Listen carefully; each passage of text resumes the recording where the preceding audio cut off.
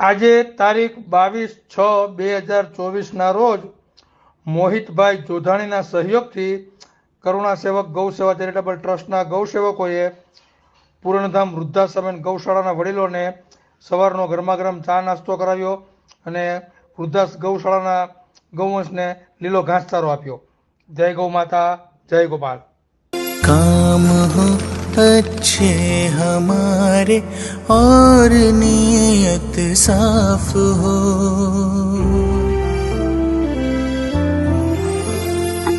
काम हो अच्छे हमारे और नीयत साफ हो, है वही इंसान जहाँ इंसानियत का वास हो, है वही इंसान जहाँ इंसानियत का वास हो।